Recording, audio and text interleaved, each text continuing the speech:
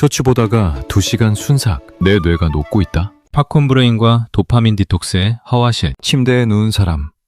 폰 화면 불빛. 새벽 1시 20분. 여러분에게 한 가지 정말 신기한 현상을 알려드릴게요. 오늘 여러분은 분명히 쉬었습니다. 소파에 누웠고 침대에 기댔고 아무 생각 없이 폰을 들었으니까요. 그런데 왜 이렇게 피곤하죠? 분명히 쉬었는데 아무것도 안 했는데 왜 뇌는 더 지쳐 있을까요? 더 이상한 건 어제 이 시간 동안 열심히 쇼츠를 감상했는데 오늘 기억나는 게 단 하나도 없다는 겁니다. 자, 이제 더 충격적인 질문을 드릴게요. 혹시 지금 이 영상 10분짜리인데 벌써 배속 걸고 싶다는 충동이 드셨나요? 만약 그렇다면 오늘 영상은 여러분을 위한 겁니다. 왜냐하면 그 충동 자체가 이미 여러분의 뇌가 보내는 구조 신호이기 때문이에요. 안녕하세요. 심리 한 스푼의 도파입니다. 저는 오늘 여러분의 뇌에서 지금 이 순간에도 일어나고 있는 조용한 변화, 그리고 그것을 어떻게 되돌릴 수 있는지에 대해 이야기하려 합니다. 오늘 다룰 주제는 팝콘 브레인과 도파민 디톡스입니다. 그런데 솔직히 말씀드릴게요. 여러분이 알고 있는 도파민 디톡스는 절반은 맞고 절반은 완전히 틀렸어요. 그 이유를 지금부터 뇌과학과 심리학으로 완전히 해부해드리겠습니다. 지금 당신의 뇌에서 무슨 일이 일어나고 있는가? 집중력이 금붕어보다 짧아진 인간들. 마이크로소프트가 발표한 연구 결과 하나를 소개할게요. 2000년대 초반, 스마트폰이 우리 손에 들어오기 전 사람의 평균 집중 유지 시간은 12초였습니다. 그런데 스마트폰이 보급된 이후 그 시간이 8초로 줄었어요. 잠깐, 8초요? 금붕어의 집중 시간이 9초입니다. 우리는 지금 금붕어보다 집중을 못하는 종이 되었습니다. 이걸 처음 들었을 때 에이, 설마 하셨죠? 근데 지금 이 대본 읽으면서 몇 번이나 딴 생각하셨어요? 몇 번이나 폰 알림 확인하고 싶었어요? 이게 바로 뇌과학이 말하는 주의 분산의 습관화입니다. 뇌는 새로운 자극이 들어올 때마다 이게 생존에 중요한가?를 판단하는 전두엽의 작업 전환, 즉 태스크 스위칭을 반복해요. 15초짜리 쇼츠를 2시간 봤다고 가정하면 뇌는 무려 480번의 새로운 자극을 처리한 겁니다. 몸은 침대에 누워 있었지만 뇌는 480번의 풀 스프린트를 뛴 거예요. 여기서 첫 번째 궁금증이 생깁니다. 그렇다면 그냥 쇼츠를 덜 보면 되는 거 아닌가요? 아, 그게 가능하다면 저도 이 영상 안 만들었겠죠? 왜 우리가 쇼츠를 보고 싶지 않은데도 보게 되는지, 그 범인이 뇌 안에 있습니다. 도파민은 죄가 없다. 진짜 범인을 찾아서. 도파민 얘기를 하면 다들 이렇게 생각하세요. 아, 쾌락 호르몬. 중독을 일으키는 나쁜 물질. 근데 이건 완전히 오해입니다. 도파민은 본래 우리 생존을 위한 동기부여 호르몬이에요. 아침에 일어날 의욕, 밥을 먹고 싶은 욕구, 사랑하는 사람을 보고 싶은 마음, 이 모든 게 도파민이 하는 일입니다. 도파민이 없으면 우리는 이불 밖으로 나올 이유조차 없어요. 그렇다면 진짜 문제가 뭐냐고요? 문제는 도파민의 양이 아니라 도파민이 분비되는 속도와 조건입니다. 우리 뇌에는 보상 회로가 있어요. 학술적으로는 VTA 복측 피계 영역에서 측저핵, 뉴클레어스 어컴벤스로 이어지는 경로인데, 쉽게 말하면 이거 좋다, 더해 라는 신호를 보내는 뇌의 기쁨 고속도로예요. 쇼츠를 하나 넘길 때마다 이 도로에 작은 불이 켜집니다. 오, 새롭다. 그런데 문제는 이 자극이 너무 빠르고 너무 많다는 거예요. 그리고 도파민에는 치명적인 특성이 하나 있습니다. 바로 내성이에요. 처음엔 자극 강도 10만 있어도 충분했는데 뇌가 그 자극에 익숙해지면 에이, 이 정도는 시시해 하고 반응을 줄여버립니다. 그러면 우리는 더 강한 자극을 원하게 되죠. 강도 30, 50, 100. 이게 바로 알코올 중독, 도박 중독과 정확히 같은 뇌과학적 메커니즘입니다. 다른 점은 여러분의 손 안에 있다는 것뿐이에요. 그리고 실리콘밸리의 빅테크 기업들은 이걸 알고 있습니다. 알고리즘 설계 단계에서 슬롯머신의 가변적 보상, Variable Reward 방식을 도입했어요. 슬롯머신이 언제 잭팟이 터질지 모른다는 불확실성으로 사람을 붙잡듯, 쇼폰피드도 다음 영상이 재미있을지 모른다는 기대감으로 손가락을 멈추지 못하게 설계되어 있습니다. 더 충격적인 사실 하나. 이 알고리즘을 설계한 실리콘밸리 임원들 중 상당수는 자기 자녀에게 스마트폰을 아주 늦게 또는 제한적으로만 허용한다고 알려져 있습니다. 자신이 만든 기계가 얼마나 강력한지 너무 잘 알기 때문이죠. 자, 그렇다면 이 속도 전쟁에서 내 뇌가 서서히 망가지면 실제로 어떤 증상이 나타날까요? 다음 장에서 우리 뇌에 무슨 변화가 일어나는지 팝콘 브레인의 정체를 제대로 파헤쳐 드리겠습니다. 팝콘 브레인, 현실이 지루해지는 저주. 팝콘 브레인이란 무엇인가?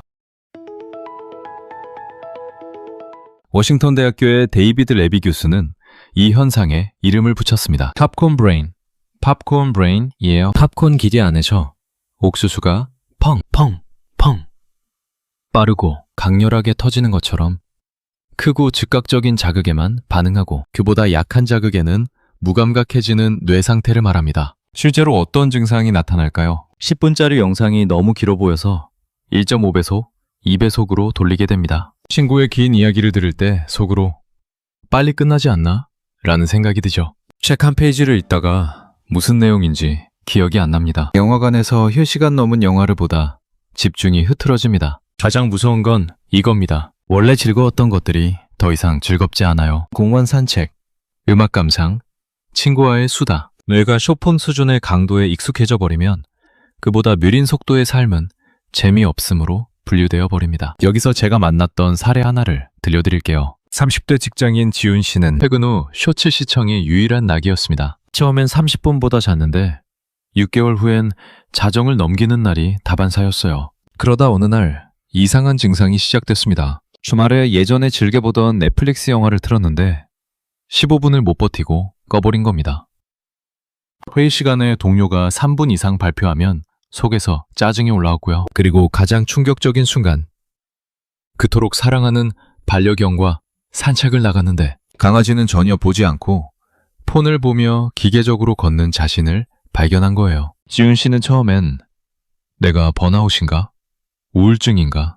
라고 생각했습니다. 하지만 아니었어요. 지훈 씨가 겪은 건 우울증이 아니라 훨씬 더 구체적인 뇌 변화였습니다. 그 이름은 묵회감증, 엔헤도니아입니다. 이게 뭔지, 그리고 이게 왜 현대인의 심리 위기와 연결되는지 다음 장에서 파헤쳐 드릴게요. 묵회감증, 행복을 느끼는 능력을 잃어버렸을 때 무표정으로 창밖을 보는 사람 이미지. 묵회감증, 애니도니아, 한자로 기쁨이 없는 상태를 뜻하는 심리학 용어입니다. 원래 좋아하던 것들에서 기쁨을 느끼지 못하게 되는 상태예요. 음식이 맛없게 느껴지고 취미가 재미없어지고 만남이 귀찮아집니다. 이 증상은 우울증의 핵심 증상이기도 하지만 꼭 우울증이 아니어도 나타날 수 있어요. 그리고 과도한 쇼폼 소비가 이 묵회감증을 유발하는 직접적인 원인이 될 수 있다는 연구들이 최근 속속 등장하고 있습니다. 어떤 메커니즘으로 이런 일이 벌어지냐고요?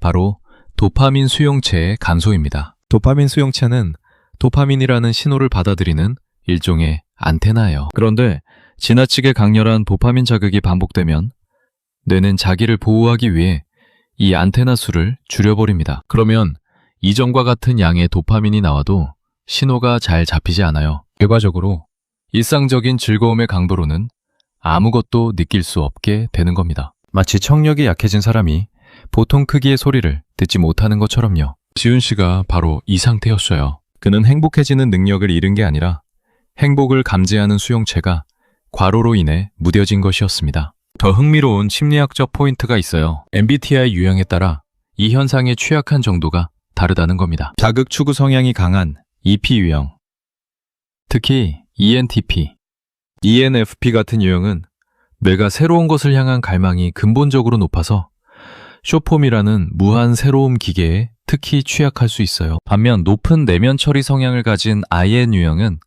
오히려 쇼폼보다 깊은 콘텐츠를 선호하다가도 한번 쇼폼 루틴에 익숙해지면 탈출이 더 어려울 수 있습니다. 물론 이게 절대적인 건 아니에요. 어떤 유형이든 환경과 습관 앞에서는 동등하게 취약합니다. 그렇다면 이 상태에서 우리는 어떻게 해야 할까요? 많은 분들이 그러니까 도파민 디톡스를 해야지 라고 외치시는데요. 잠깐요. 거기서 잠깐 멈춰야 합니다. 왜냐면 흔히 알려진 도파민 디톡스, 그 방법이 틀렸거든요. 도파민 디톡스는 왜 실패하는가? 뇌과학이 말하는 진실. 도파민 디톡스. SNS에서 엄청 유행하는 말이죠. 이런 거 많이 보셨을 거예요. 오늘부터 일주일간 유튜브 끊기, 폰 없이 산에 가기, 일주일 단식. 실제로 해보신 분들 계세요?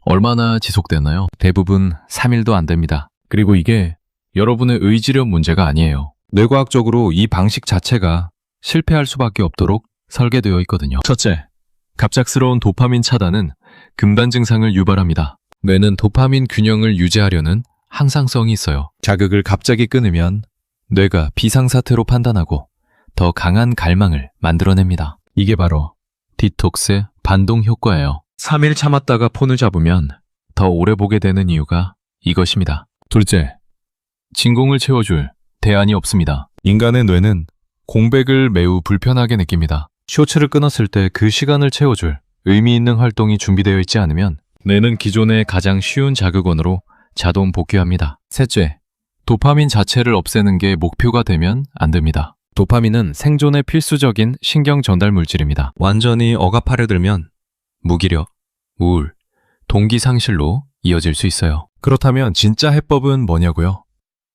도파민을 없애는 게 아니라 도파민이 나오는 출처를 바꾸는 겁니다. 이게 핵심이에요. 이 개념을 처음 접했을 때 저도 정말 놀랐어요. 그리고 이걸 이해하는 순간 쇼폼 중독에서 벗어나는 진짜 길이 보입니다. 지금까지 왜 그렇게 되는가를 이야기했다면 이제는 어떻게 되돌리는가입니다. 그것도 거창한 별심이 필요 없는 당장 오늘 밤부터 할 수 있는 방법으로요. 지금부터 재복구 액션 플랜입니다. 팝콘 브레인을 치유하는 3단계, 뇌를 되살리는 법. 1단계 뇌, 마찰력을 만들어라. 거창한 결심 말고 아주 작은 물리적 장벽 하나만 만들어 보겠습니다. 첫 번째 방법은 흑백 모드 켜기입니다. 지금 당장 스마트폰 설정에서 화면을 흑백, 그레이스케일로 바꿔보세요. 우리의 뇌는 진화론적으로 밝고 강렬한 색깔에 즉각 반응하도록 설계되어 있습니다. 빨강, 주황, 노랑. 익은 과일과 꽃을 찾기 위한 생존 본능이에요. 쇼폰 플랫폼은 이걸 이용해서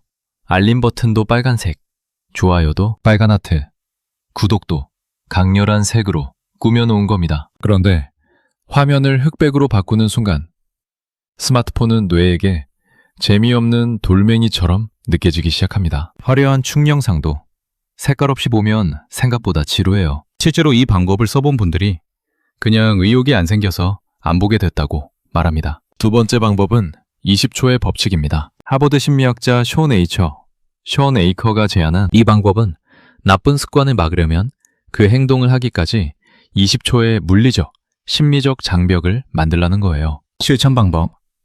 쇼폼 앱을 폴더 가장 깊은 곳에 숨겨두거나 볼 때마다 로그아웃 상태로 유지하세요. 자동으로 앱을 켜려다 다시 로그인해야 하잖아?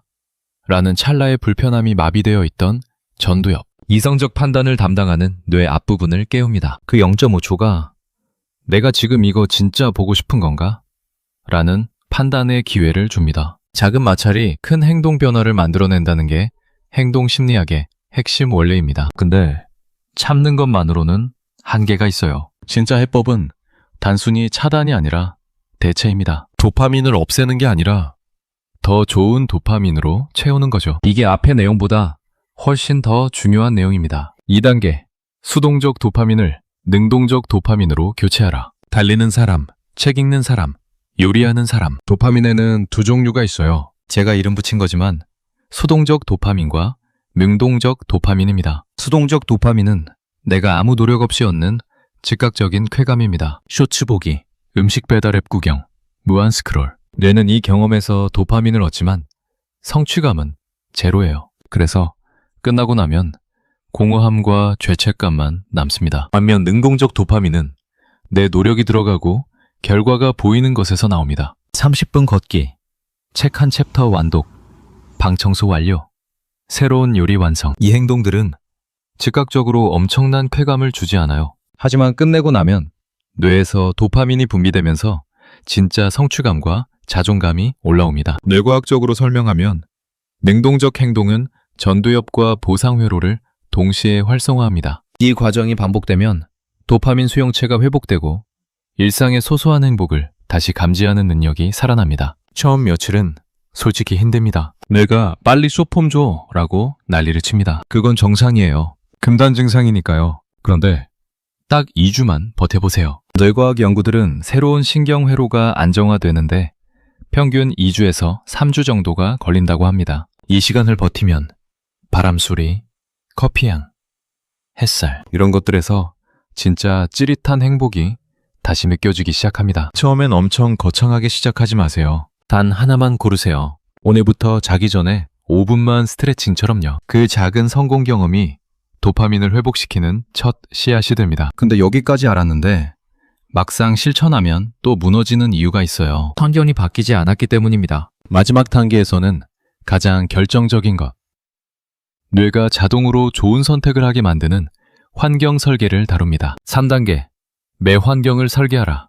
의지력 없이도 이기는 법. 책상 위에 책과 노트, 폰은 서랍 안. 노벨 경제학상 수상자 리처드 탈러의 넛즈 이론이 있습니다. 사람은 선택의 구조, 즉 환경에 의해 행동이 자동으로 결정된다는 거예요. 쉽게 말하면 의지력으로 나쁜 습관을 이기려 하지 말고 처음부터 나쁜 선택이 어렵고 좋은 선택이 쉬운 환경을 만드는 겁니다. 실천 방법을 구체적으로 드릴게요. 침실에서 폰 충전 금지. 폰을 침대 옆에 두는 순간 자기 전에 보게 됩니다. 거실에 충전기를 두고 침대 옆에는 대신 읽고 싶었던 책 한 권을 놓아두세요. 웹 알림을 전부 끄세요. 특히 쇼폼 앱의 푸시 알림. 알림이 없으면 뇌는 그 앱을 먼저 떠올리지 않습니다. 아침 첫 30분은 폰 금지 구역으로 선언하세요. 일어나자마자 폰을 보면 하루 전체의 뇌 컨디션이 흩어진 상태로 시작됩니다. 아침 30분을 지키는 것만으로도 하루 집중력이 눈에 띄게 달라집니다. 마지막으로 폰을 손에서 내려놓을 트리거 행동을 정하세요. 예를 들어 소파에 앉으면 폰 대신 책을 든다. 밥 먹을 때는 폰을 멀리 둔다. 같은 구체적인 규칙이에요. 뇌는 트리거에 반응해서 자동으로 행동하는 습관 회로를 빠르게 형성합니다. 이 환경 설계가 왜 효과적이냐고요?